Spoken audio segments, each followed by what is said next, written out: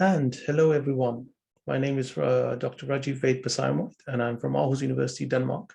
I'm going to be talking to you about the entrepreneurship in a world of crisis for this block 6 of the Inspire program.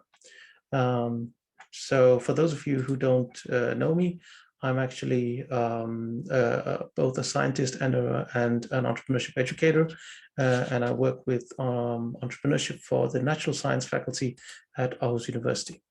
So what I'm going to focus on here is the idea of disruption, which happens especially in a lot of things that we see around us, and especially in new technologies.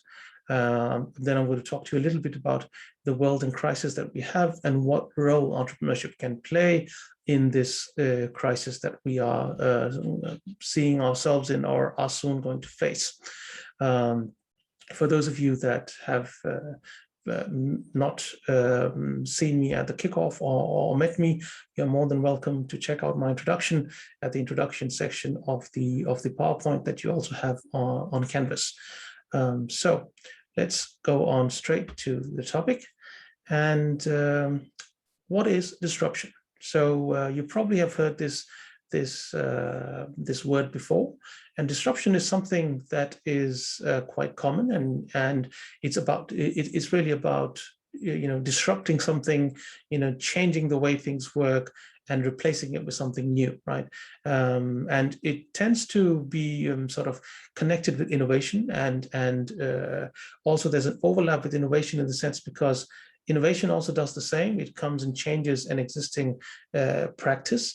But when we talk about disruption, it's actually it's not always necessarily an innovation in itself, but tends to have a huge overlap.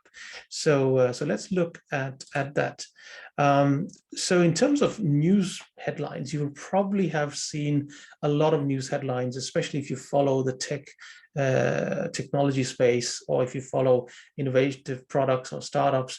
This is something that's quite common, but you also will hear it in other areas, like, for example, in employment terms, or in job searches, where you also see that a technology that's coming and replacing a certain service industry maybe is also disrupting the jobs out there.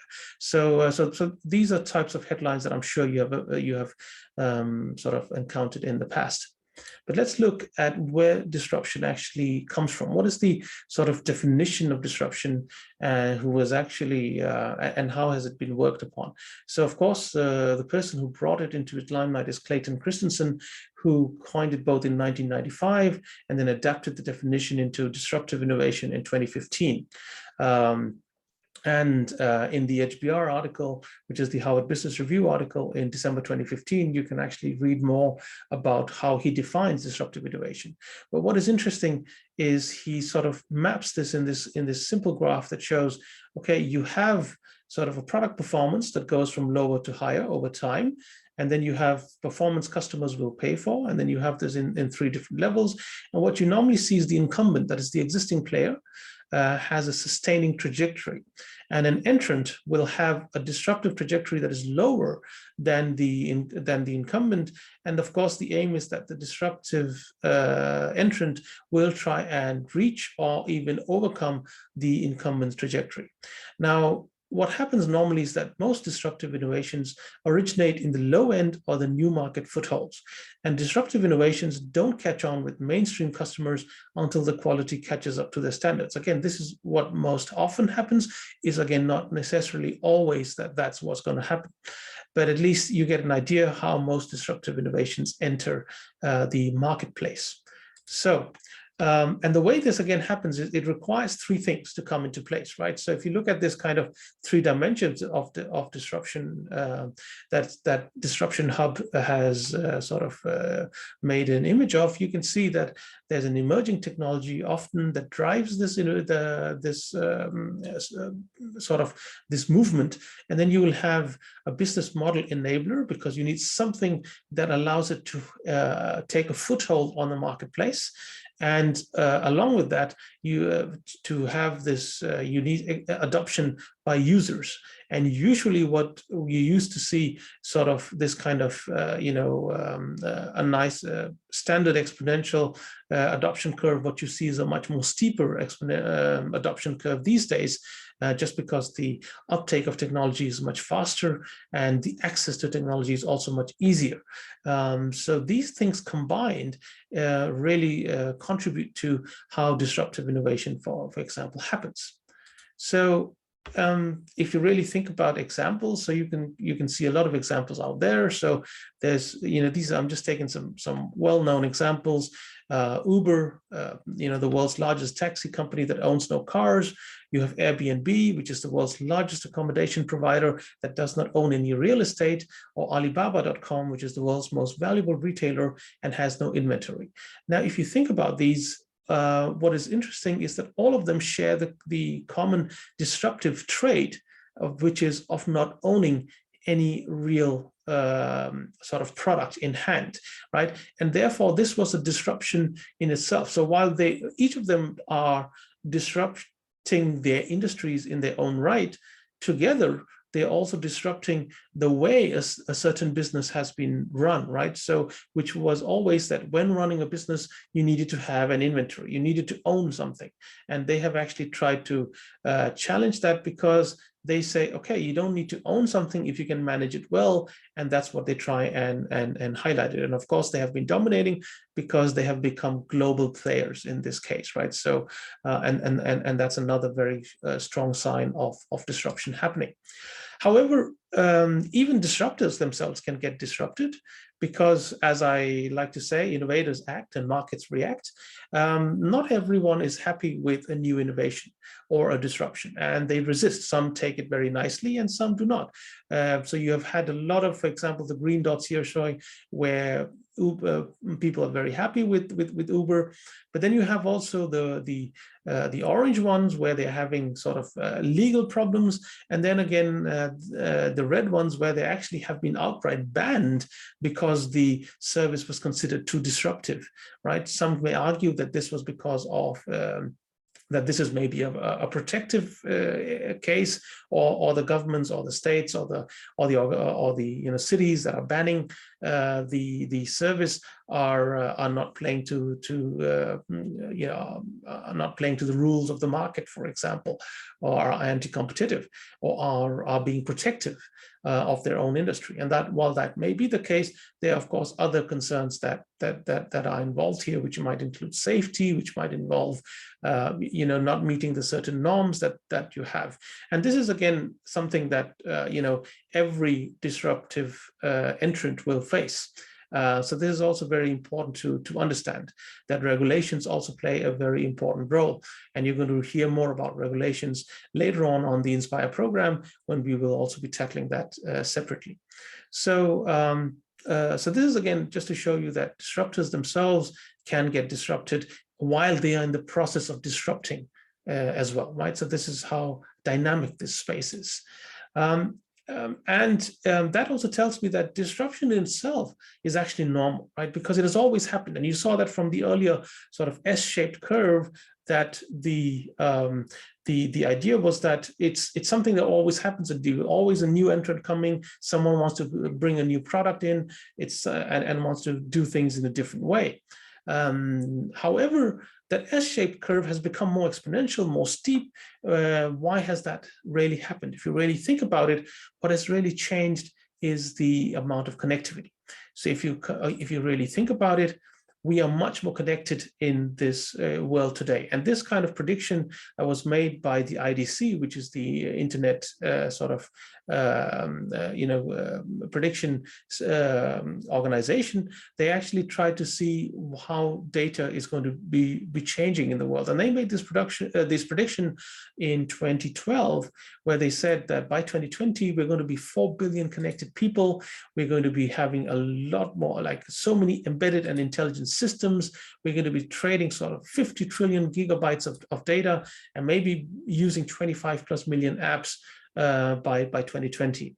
And these numbers are actually are something that we are seeing that have been reached and are also being surpassed as we go forward.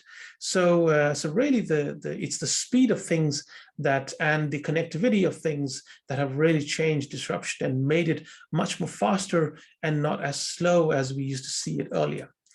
And this, of course, if you really look, this is how the world looks like already in 2020, right? You have sort of an urban population of 55%, of which you have 67% sort of mobile phone, smartphone penetration. You have about 59% internet penetration, and which is about almost 4.5 billion. And from that, you have about 3.8 active social media users, which again sort of tells you that a lot of data is being generated and will be generated in the years to come. So you can expect disruption from, because of data, by data, for data, and also in some cases by lack of data. So, so that means that we are going to see more disruption, and data is something that we are not going to be able to avoid in any way. And I think as we move later to theory of change and some other segments in this course, we're also going to look into how data and digitalization, even in this food space, is something that you will have to sort of be ready for, or be prepared for as we go ahead. So keep in mind this disruption that is coming. And again, disruption itself can also lead to different forms of crisis. And this is again, and at the same time, it can also lead to opportunities. And this is again what entrepreneurship can sometimes really be very useful for understanding. So I do suggest that you keep this in the back of your mind, no matter what project you will be working on as you go forward. So I have a small thought exercise for you here. So, and this is really, what disruption trends do you see coming in the days ahead? And then you try and very briefly and very quickly just try and list the top 3 disruption things that you think may happen within the next 3 to 5 years. Then I would suggest look at that list and rate how much you think that disruption will impact you first, and then the society around you, and try and rate it on a scale of 1 to 5. And you don't need to do this exercise now, but try and do this before you meet your group the next time. And next time when you meet your group, you can share your findings, or also just share your findings with us, with your educators here, and also your peers on Canvas, and we can have some interesting discussions going on. And it would be interesting to see whether or not your thoughts around disruption converge or diverge quite a bit. So if you want to just use a few seconds just to list already, take a piece of paper and just write down what are the top 3 disruption things that you think may happen in the next 5 years. And I'll wait for a couple of seconds just so that you can write your thoughts down. And again, you can do the action later as well, but just if you wanted to do so now, I'm just giving those of you who wanted to make sure that you don't lose your thought. You're welcome to do that now. So okay, I think again, it's just what comes at the top of your mind, right? Without thinking too much. You can again rate them on a scale of 1 to 5 later. So so I hope that's this is something that you'll share with us and let us know what disruption you think about. So we now move to the next part of the disruption part here, and that is a world in crisis. What is this crisis that we're looking in? And again, like I said, there's technology that's coming in that may be disrupting things, but there's also other things that may be happening. So let's look at what are the things that are actually happening. And actually what's happening is a lot of global problems.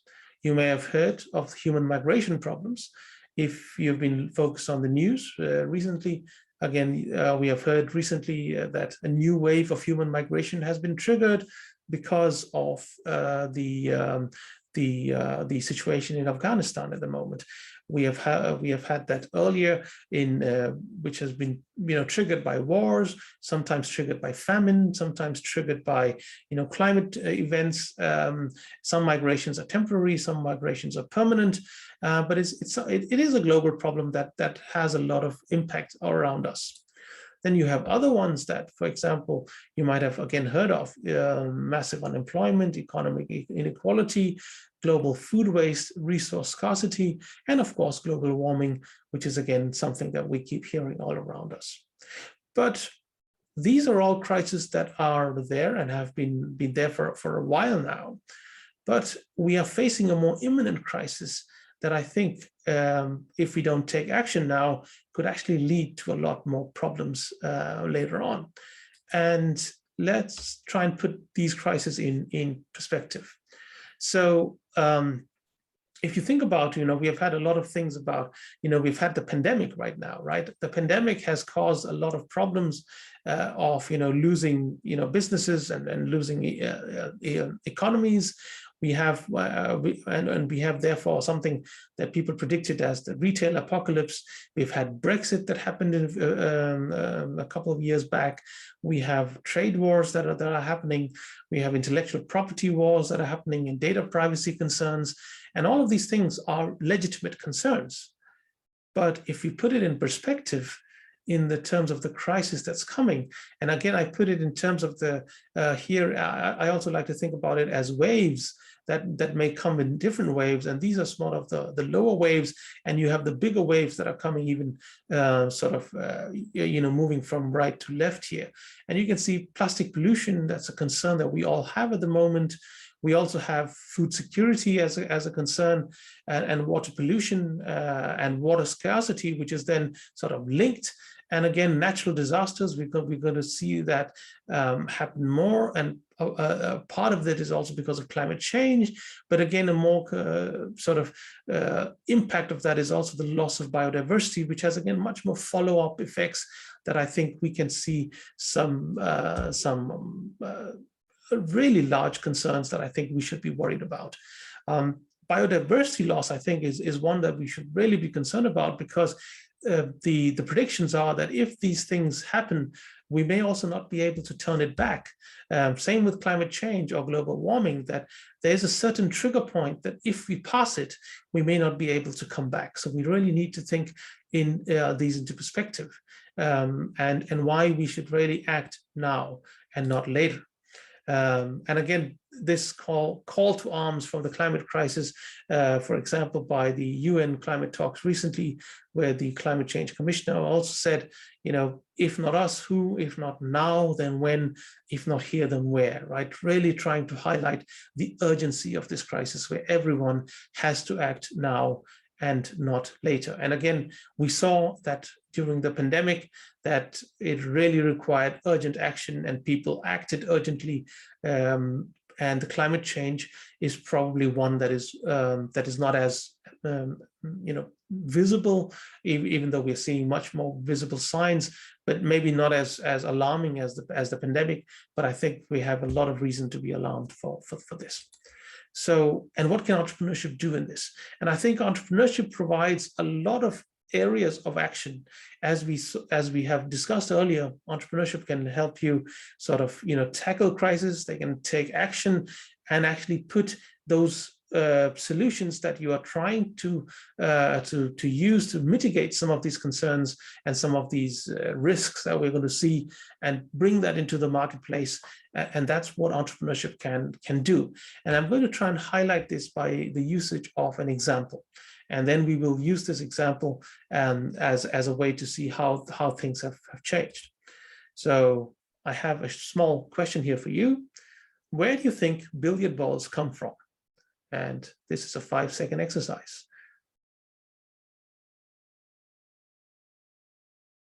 Okay, so think about where billiard balls have come from.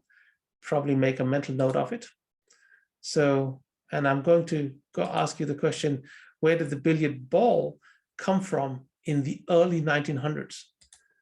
I'm going to put the image up here again. So this is actually in the 1910s and 1920s, where there were so many billiard ball saloons, right? So again, if you really think about it, where do you think this came from? And I'm giving you the option to revise your answer here. So the answer is actually here on the small video. I'm going to play this video, and then you can quickly see What, and see if your answer matches. Biljartballen. It's in Dutch, so. De meeste biljartspelers zullen wel niet precies weten hoe ze vervaardigd worden. Bij dit edelspel wordt ook edel materiaal gebruikt, ivoor.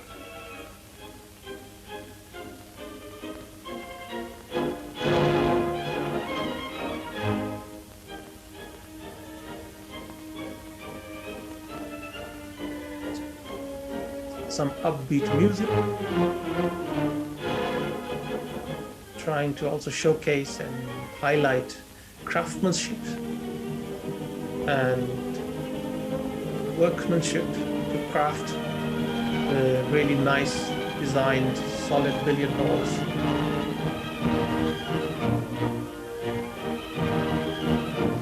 It does require a lot of manpower.